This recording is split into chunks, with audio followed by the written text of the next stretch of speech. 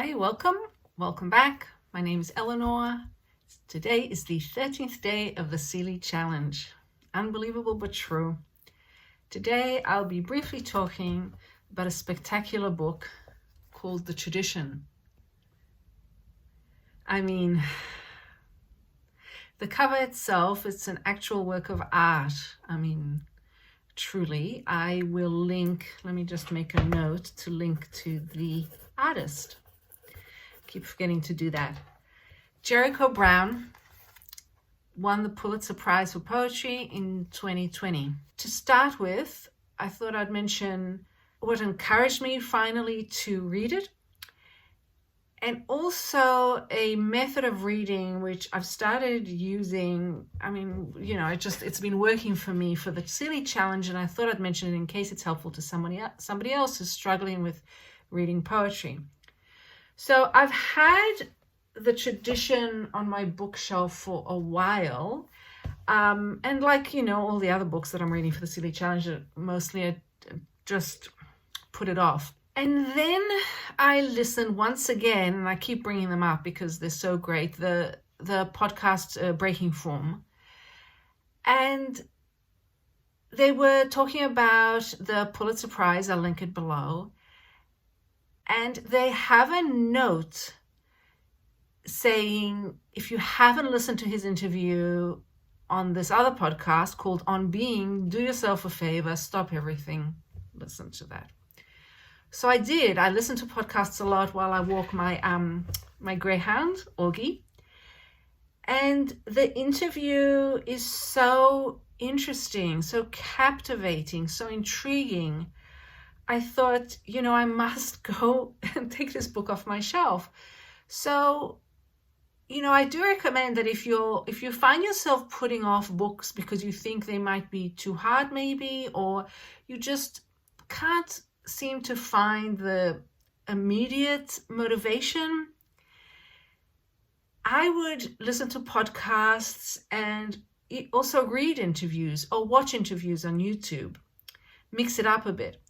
Another thing I did with The Tradition, which was so successful, and I'm really shocked how successful it was, that I figured I'm just going to read it. I'm going to read it without stopping, from cover to cover, as I would a book of prose. Because what I was finding is every time I picked it up, there was so much in it. This is dense. This is poetry with great depth. There's so much to look out for. There's so much of interest.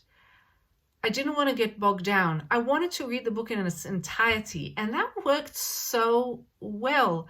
I moved on even when I didn't understand anything, even when I only got one or two things from each poem. Then I allowed myself the luxury afterwards of returning to reread it, and something about that first quick read helps you to orient yourself, I think, in the world of Jericho Brown. And each poem just spoke to me in so many different ways. It sort of felt like what I used to do back in the day when I was when I was in school. I was doing a lot of exams, and one of my teachers advised me to quickly go through the whole exam paper. I'm not equating this to doing an exam. It's not at all. It's just that my personality, I take things very seriously. When I pick up a book of poetry, I take it very seriously. So as you can see from, my obsession with the Sealy Challenge. So back to the exam. So what this teacher said to me is read through all the questions on the exam. This was a literature exam. And then at anything you absolutely don't get at all, put a question mark next to it. Then go back and go through the exam. If you still have the question mark, put another question mark, go to the end and come back. So what you're doing is you're giving your unconscious, subconscious, whatever you want to call it, a chance to work on these issues or questions or ideas. And it was a really helpful technique for exam taking. And funnily enough, I think it's a good technique in this case for reading, I think generally all poetry books that are of great value, if you are the kind of person who, tends to just get stuck in the quicksand of one poem, what usually happens to me, and I think probably to other people, is you get to the poem that you don't understand, and it's just, you're sinking. You are sinking. You lose confidence in yourself. You feel disconnected from the poetry book. You would rather do anything else. You would rather do the dishes. You would rather clean the toilet. So that's my introduction. I think the best way to start talking about the book is the actual title, The Tradition. It has so many interesting meanings. I think the first thing that comes to mind is the poem with that title within the book, and it's an absolutely beautiful poem, and it's a sonnet, and it really is an exploration and an evocation of the memory of John Crawford, Eric Garner, and Mike Brown, all young men who were killed by police. So there's this idea that it's become almost an American tradition for the police to kill young Black men. There's also the idea of the tradition of poetry and the fact that Jericho Brown, for this particular book, is using the traditional sonnet. The poem is fifth in the book, and it has in italics the names of Flowers and the three young men. And that brings me to something else that's found in the book. It's as if the book is strewn with flowers. I mean, you can see it from the cover. You can see it. I actually, out of interest, I jotted down every time a flower was mentioned in a poem.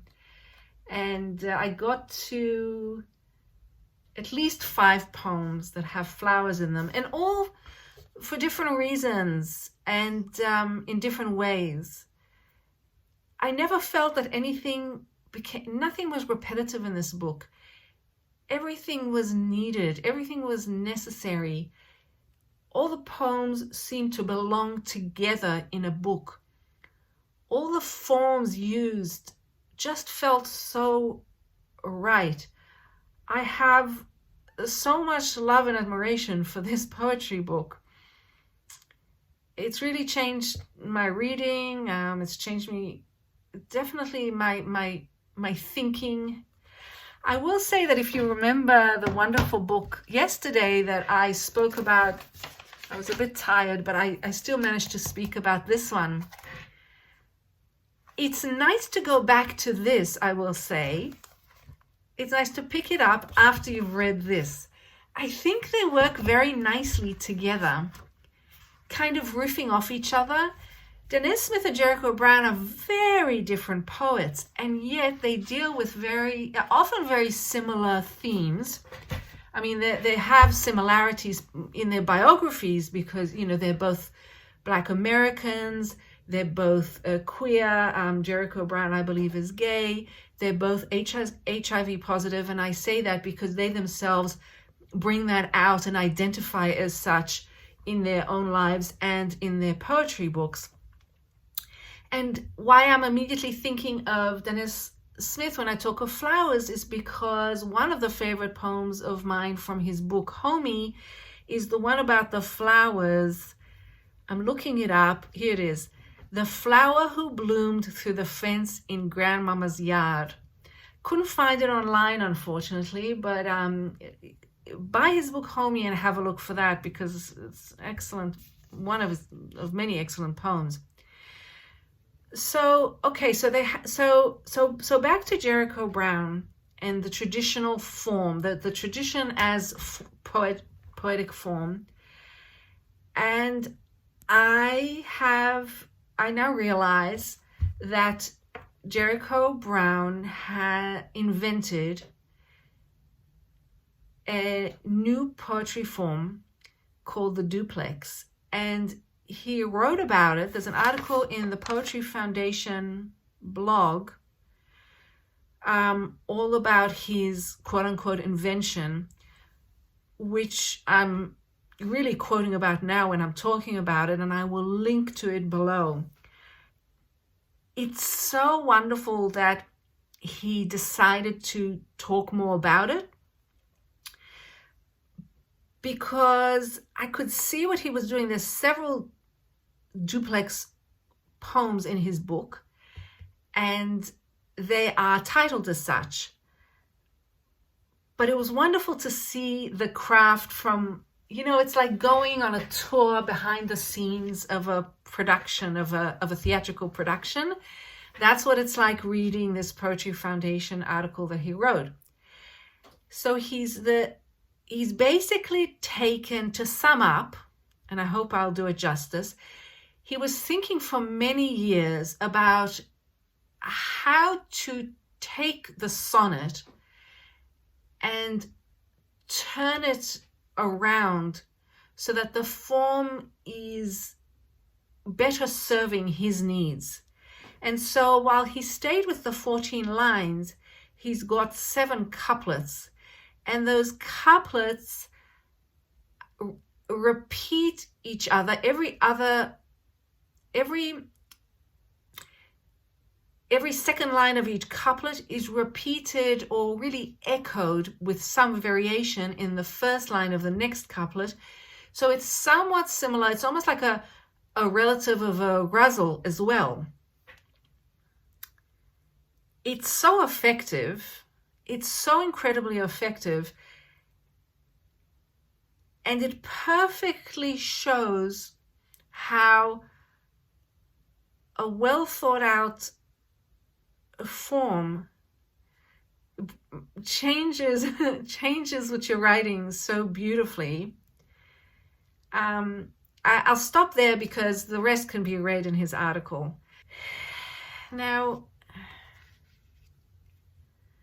I just want to add one more thing I see in my notes, which I forgot to say. The book is such a unity in and of itself. Often I'll get books and it's clear that some of the poems are really working and some of the poems not so much, for me anyway. And I also like to put a lot of notes in marginalia. I always do it with a pencil, sort of out of respect for the book. It's like graffiti all over the page of the poem.